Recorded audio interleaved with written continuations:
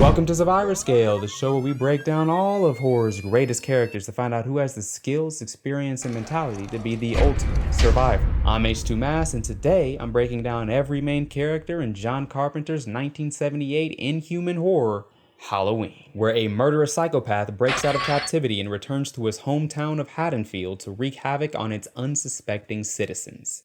The film begins with a banger of a theme song, showing off director John Carpenter's artistic versatility. I mean, just listen to it.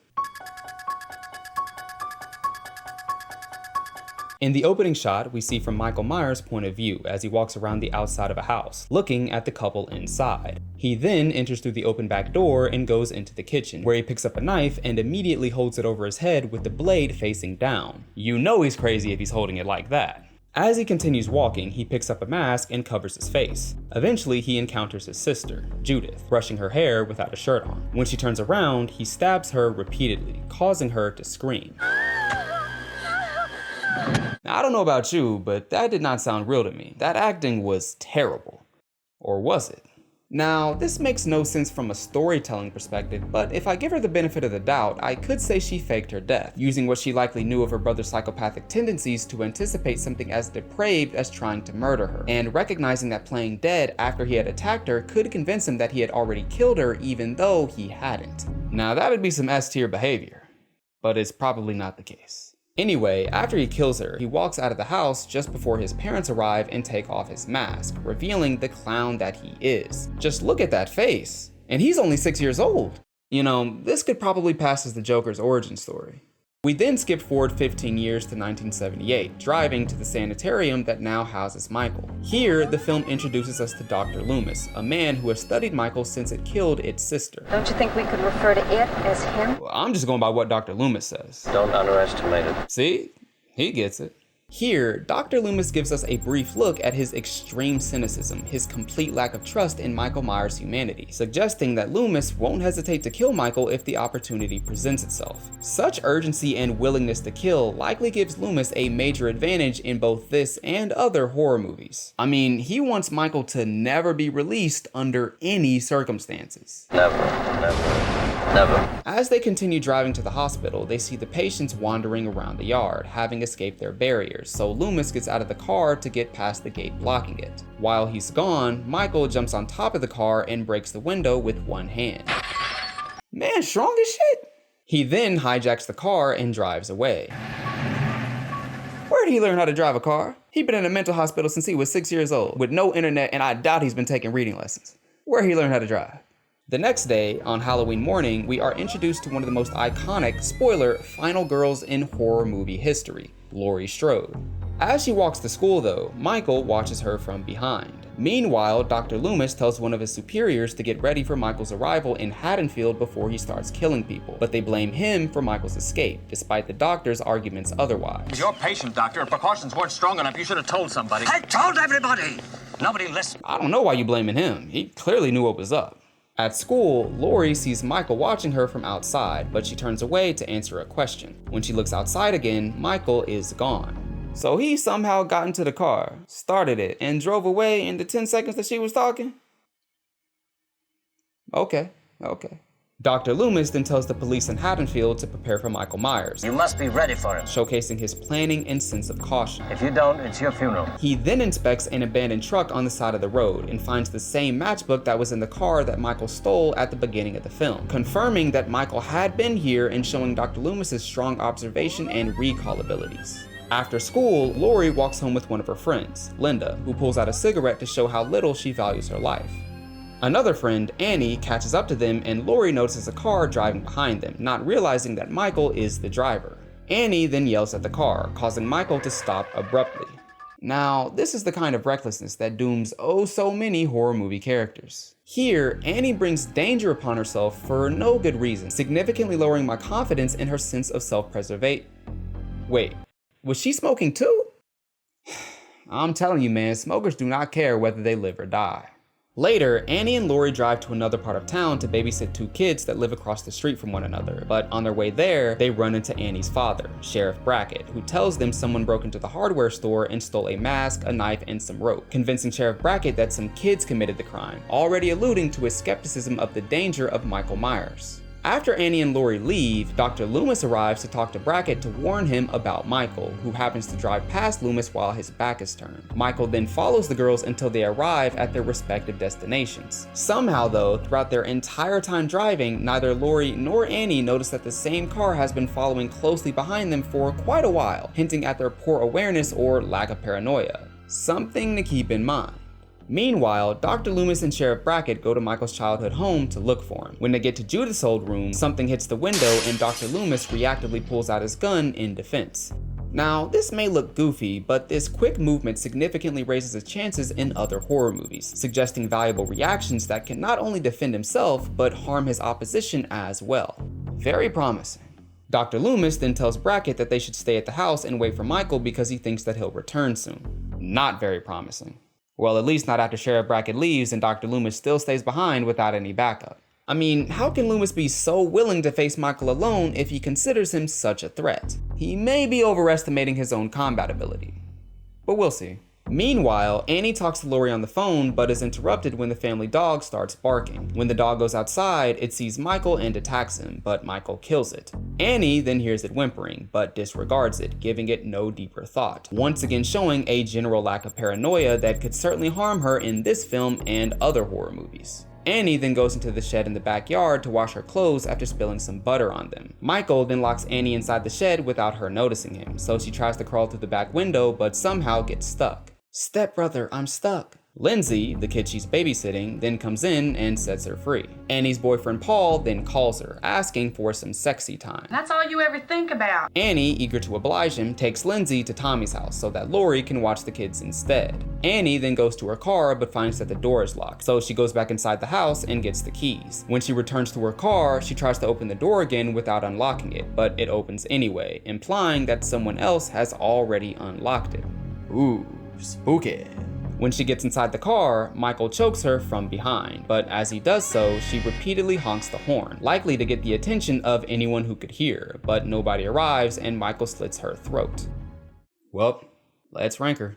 Annie doesn't stand out in any particular way, but she seems outgoing and talkative, cracking a lot of jokes, so I think she'd be well suited for social situations. In her death, she largely gets caught off guard, not realizing the danger she was in. While she did have plenty of opportunities to showcase some awareness and caution, she doesn't, and instead has a pretty average performance in those areas. I mean, if she had taken the dog more seriously, especially after hearing it whimpering, she may have realized the danger of her situation much earlier and probably would have fared far better. However, she did show some ingenuity when Michael choked her, honking the horn to alert people of her situation. It may not have worked here, but small things like this can greatly improve a character's chances of surviving, even if only a little. She probably should have honked the horn a few more times though. Despite this ingenuity, however, I'm still placing her in D tier, with her strongest performances coming in supernatural horror movies and her weakest performances coming in sci-fi horror movies. Later, Tommy sees Michael carrying Annie's body into the house and screams that he sees the boogeyman. Laurie then rushes in and looks behind the curtain, but she doesn't see Michael and believes that Tommy is simply making it up, again showcasing her lack of vigilance. Back at the Myers house, Dr. Loomis waits outside, smiling creepily, before Sheriff Brackett startles him from behind. Jesus. Brackett then reaffirms his skepticism of Michael Myers, saying that he doesn't want to wait outside all night when nothing will even happen, but Loomis reassures him of Michael's danger. Brackett then relents and agrees to wait with the doctor, but tries to take the blame off of himself in case things go wrong. If you are right, damn you for letting him go. What? You trying to put this on me? Ain't you the cop? Ain't it your job to make sure everyone's safe? Why is everyone blaming Loomis for this? Like he's supposed to be the one that's keeping everyone safe. Like, could someone else take some responsibility? Please? A bit later, Linda arrives at Lindsay's house, believing Annie is still alive. Her boyfriend Bob then tries to make some sexy talk. You rip my clothes off, then we rip Lindsay's clothes off, yeah. Whoa, hold up. What are we talking about? What you mean tear Lindsay's clothes off? You mean the kid? That's a red flag. No, that's a red flag. After they go into the house, they have fantastic sex. Her words, not mine. And Bob goes to get some beer from the kitchen when they're done. Or finished. When he gets there, he notices that the door is open and calls for Annie. Annie? Then thinks that Linda might be playing a prank. Linda, you asshole. But when he opens another door, Michael presses him against the wall and stabs him so deep in the chest that he hangs above the floor. That knife must have grown 2 feet to hold him up like that. Look, I don't really have much to say about Bob. He didn't have great fighting or reaction times, getting caught off guard by Michael and unable to break free from his grip. He also doesn't try any clever tactics to escape, so I'm not confident in his ingenuity either. Oh, and he's horny. Too horny. If there is such a thing. With that said, I'm placing him in D tier, with his strongest performances coming in, honestly, I don't know, but his weakest performances coming in slashers.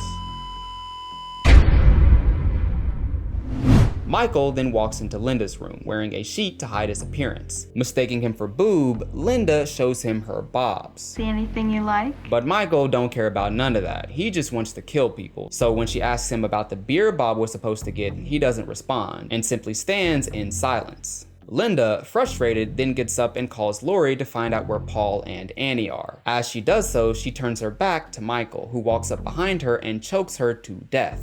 Her acting is also... whatever you call that. Let's talk about Linda. Linda smokes cigarettes. F tier. No, I'm joking, but seriously, don't smoke cigarettes. They're bad for you. Much like Annie, Linda feels pretty normal, like a typical character in a teen slasher, which she is. She doesn't have any standout qualities and dies mostly because she doesn't realize the danger she was in. Because of this, I don't have a lot of information to say how she'd perform in drastically different films. Like, you tell me how she'd do in The Shining or Saw or Sinister or Hostel, cause I don't know. However, I'm guessing she'd fall on the lower end of things, with a few qualities she does display not giving me much confidence in her capabilities, most notably her lack of awareness that allows Michael to sneak up on and kill her. With all that said, I'm placing her in D tier, with her strongest performances coming in supernatural horror movies and her weakest performances coming in monster movies.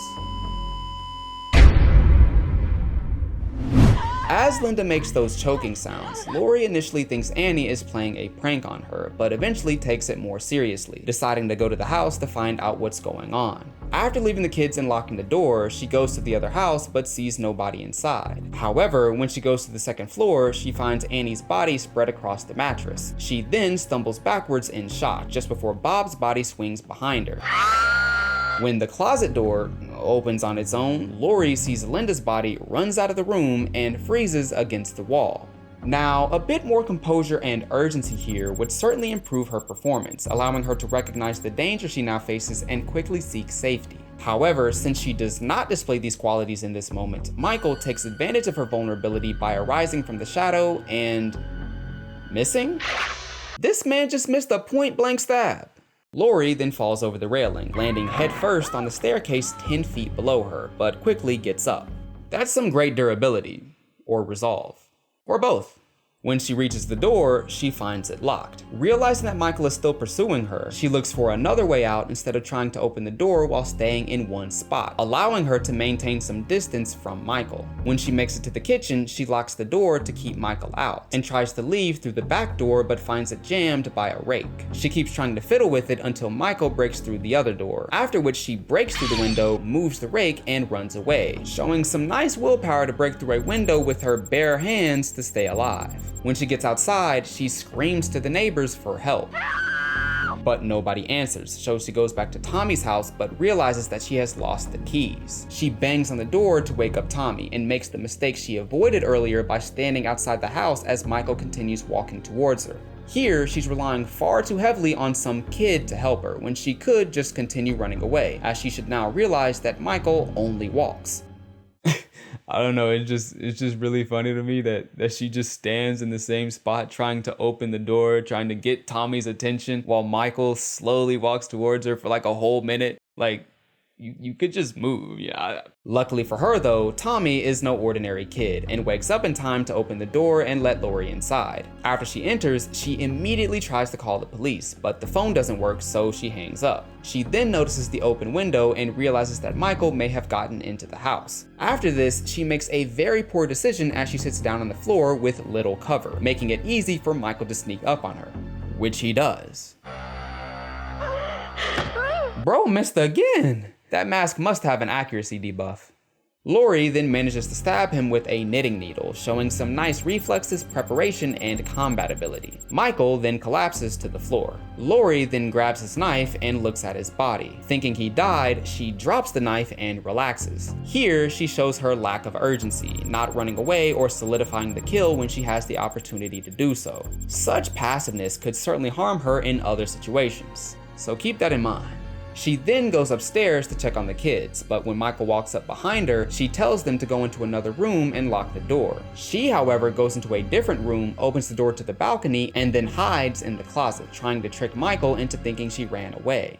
Personally though, I think running tends to work better than hiding, as it doesn't rely so much on the villain's incompetence. When victims hide, they usually just hope that the villain won't find them, which gives them far too much power. But if you're determined to hide, at least get some distance first or try to have a plan for if they do find you. Of course, Michael then breaks through the door.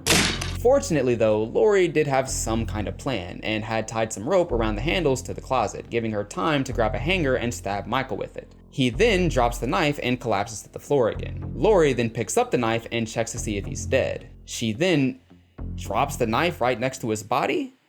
Why would you do that? You just did this not even 10 minutes ago. Stab him again. Or at least hold on to the knife, damn. She then limps out of the room and tells the kids to go to the neighbor's house to call the cops. You mean the same neighbors that didn't answer you earlier? All right. And she doesn't even go with them. Instead, she stays behind and leans against the doorframe. Why is she still here? Like, even if Michael is actually dead, which, come on, you know he's not, but even if he were, why would she not go with the kids? What sense does that make? Laurie is really starting to fumble. Of course, Michael gets back up and walks towards Laurie, who doesn't hear him at all. He then starts choking her. Luckily for her though, Dr. Loomis saw the kids running out of the house and realized that Michael was probably inside, so he entered and ends up shooting Michael before he could finish killing Laurie. He then shoots him a few more times until he falls off the balcony. However, when he goes to check his body, he finds him gone. Spooky. But that's the end of the movie. Let's talk about Laurie. Look, I know she's iconic and all, but she did not perform that well in this film. Her passiveness left her vulnerable to much of Michael Myers' assaults and would have resulted in her death had she not gotten lucky with Dr. Loomis's arrival. She lacks that killer instinct, the willingness to solidify Michael's death. Instead, she relaxes after even the slightest pause in action, simply throwing away her weapons when the danger isn't staring her in the face. Now, this isn't to say she performed terribly though. She does have some good reflexes and a few positive ideas, like tying the handles in the closet together to buy her some time in case Michael found her. She also has the willpower to break through the glass with her bare hands, a quality that can help her in these kind of desperate situations. All in all though, I have to say that I'm fairly disappointed in Laurie. She simply lacks that desperation and sense of urgency that works well in horror movies. Luckily for her though, it's not enough to put her at the bottom, so I'm still placing her in C tier, with her strongest performances coming in survival horror movies and her weakest performances coming in zombie movies.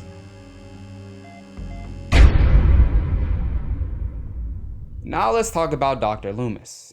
Dr. Loomis has quite a bit going for him. Despite being a bit older, he has strong reflexes, reacting with intent to kill when the situation arises. Because of this, I'm confident that he won't hesitate to kill his opposition when he has the opportunity to do so, allowing him to capitalize on these rare situations. He's also observant, recognizing the same matchbook that he saw early in the film to confirm Michael's location later on. However, he's not perfect and may focus far too heavily on Michael, perhaps ignoring any other threats that may arise. I could see this tunnel vision leading to him missing important details details or overlooking danger outside of his main objective. Additionally, his persuasive skills may also need some work, as he was unable to convince anyone of Michael's danger before it was already too late. I also think that his positive performance in this film may be more closely tied to his role than the other characters. As Michael's doctor, he had a uniquely informed opinion of him, so he knew how he operated and understood his danger more than anyone else, which might mean he'd perform much more poorly in a situation where he doesn't have such a strong relationship with the villain, if one even exists. Overall though, these negative qualities don't hold him back much for me, so I'm still placing him in A tier, with his strongest performances coming in mystery horror movies and his weakest performances coming in Lovecraftian horror movies.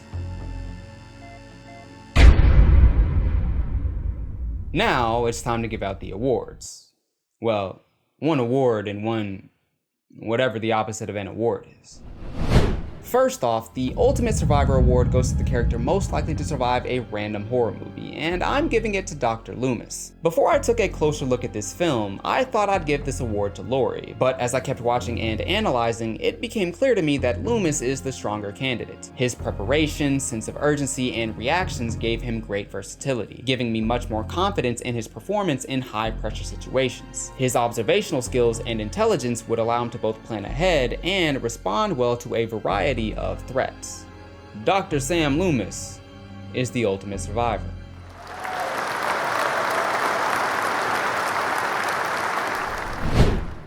The First Kill award goes to the character least likely to survive a random horror movie, and I'm giving this to Annie. While I don't think that she's terrible, she simply didn't take advantage of the opportunity she had to show any meaningful positive attributes. Instead, she comes across as pretty reckless, bringing danger upon herself when she doesn't need to, and doesn't display strong awareness that would lead to good performances in other horror movies. Annie is the first kill. But that's it. The average ranking for this cast was C tier. An okay collection of characters. As one of the most iconic films ever made, Halloween still holds up pretty well for the most part, with some interesting cinematography and some still banger music, even though I'm not that big a fan of slashers. Thanks for watching.